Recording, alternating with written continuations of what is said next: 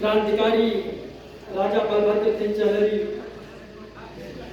और साथ में हौसला सिंह राठौर और मन्ना लाल शर्मा जी की जमीन पर खड़ा होकर के आप सभी लोगों को सलाम पेश करता हूँ स्वीकार करें। और उसके बाद इस राणा सांगा जयंती को जो इतना सुनियोजित तरीके से इसका आयोजन किया है, आयोजक बंधुओं को बहुत बहुत धन्यवाद। और आप सभी जनता जनार्दन बंधुओं का, सभी बुजुर्गों का, सभी बड़े छोटे भाइयों को बहुत बहुत धन्यवाद जो आप सभी लोग एकजुट हुए।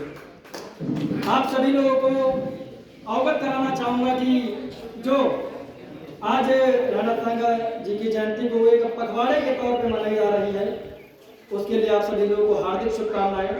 और हम सभी लोग उनसे एक सीख ये जरूर ले सकते हैं कि जैसे उन्होंने देश के लिए अपना बलिदान दिया, अपने आप को कटवाया, अपने अपना सब कुछ न्यौछावर कर दिया, उनसे हम कुछ नहीं तो ये जरूर सीख सकते हैं कि सच बोलना सीख लें, ईमानदारी करना सीख लें और देश के लिए समर्पित हो जाएं। मैं 4 लाइनों में उनकी बात कहना चाहूँगा जो उनकी वीरता का प्रतीक है और उनसे जो हम सब लोग कामना रखते हैं कि उनसे कह दो ये देश ऋणी है ऐसे पुण्य प्रवाहों का, ये देश ऋणी है वीर शिवाजी की परम प्रतापी छाओं का। और उनसे कह दो, रामजिलाल सुमन की बात मैं कर रहा हूँ, उनसे कह दो कि वो राजनीति का बुरा भाग घर में रखें, ये देश ऋणी है महाराणा सांगा के सिंहाओं का, महाराणा सांगा के सिंहाओं का।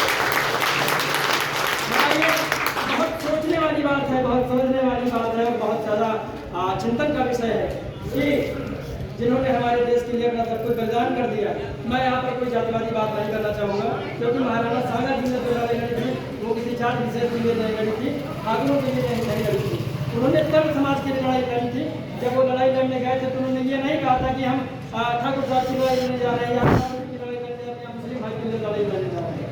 उन्होंने सर्व समाज की लड़ाई लड़ी है और हमको उनसे चीज़ सीखना चाहिए क्योंकि ये जो जातिवादी ढांचों में कुछ पिरोल हुए लोग, कुछ पार्टी के लोग हैं जिनकी ऐसी टीका टिप्पणियाँ, इतनी ओछी टिप्पणियाँ जो कि बहुत शर्मसार करती हैं, मानवता को शर्मसार करती हैं, हमारे महापुरुषों का अपमान करती हैं।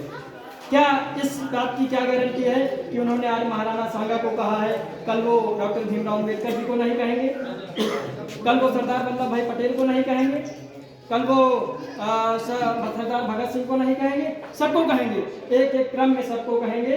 बस अगर हम लोग जब तक बोलेंगे नहीं, हम लोग जब तक आवाज़ नहीं उठाएंगे तब तक बोलेंगे। एक उदाहरण के लिए छोटी सी बात है, बहुत हर गांव की बात है, हर घर की बात है कि अगर कोई भी व्यक्ति, एक कुत्ता है और उसको लोग कब तक दौड़ाते हैं, दादा बताएंगे आप, कब तक दौड़ाते हैं? जब तक वो आगे को भागता है और जब से वो मोड़ के घूम जाता है और बस तक से सरेंडर हो जाते हैं। तो हमें क्या करना है कि जो हमारे महापुरुषों का अपमान करे, जो हमारे क्रांतिकारियों का अपमान करे, जिन्होंने देश के लिए सब कुछ बलिदान कर दिया, उनका अपमान करे, उनको तो बख्शा नहीं जाएगा। क्या मैं आप सभी लोगों के आशीर्वाद से जनसत्ता राष्ट्रवादी एकता पार्टी का गठन किया हूँ। आदरणीय संस्थापक जी के माध्यम से सहयोग से पूरा विशेष भूमिका रही है। बस आप सभी लोगों के साथ और सहयोग का आकांक्षी है। मैं क्या कर सकता हूँ, आप सभी लोगों के आशीर्वाद और सहयोग से मैं क्या कर सकता हूँ, उनके लिए चार पंक्तियाँ और दोहराना चाहूँगा कि इन भुजाओं में भवानी बोलती हैं, वीरता की वो कहानी बोलती है, पृथ्वी का लहू गलकर बोलता है और राणा की जिंदा जुबानी बोलती है, राणा की जिंदा जुबानी बोलती है। आप सभी लोगों को बताना चाहूँगा कि हमारे पार्टी से, हम सभी लोगों की पार्टी से आज एक नए युवा हमारे प्रिय भाई आदरणीय प्रताप सिंह जी को प्रदेश प्रभारी नियुक्त किया गया है। मैं भाई से आशा करता हूं कि ये पार्टी को विस्तृत करेंगे, समस्त जनमानस की जो समस्याएं हैं उनसे लेकर के समाधान करेंगे। नहीं होगा पार्टी के राष्ट्रीय स्तर पर बात रखेंगे, समाधान हर कीमत पर करवाया जाएगा। किसी भी प्रकार की कोई समस्या हो, मैं नानी खड़ंजा से लेकर के और किसी भी विवाद तक हर प्रकार की लड़ाई में आपके साथ खड़ा हुआ हूँ। और ज़्यादा समय न लेते हुए मैं अपनी बात 3 लाइनों में समाप्त करना चाहूँगा, जो कि मैं हमेशा कहता हूँ कि मेरा मकसद आप सभी लोगों के दिलों पर राज करना है। मैं आप सभी लोगों के बीच का ही हूँ और ज़िंदगी की आखिरी सांस तक आपकी लड़ाई लड़ता रहूँगा। बहुत बहुत धन्यवाद।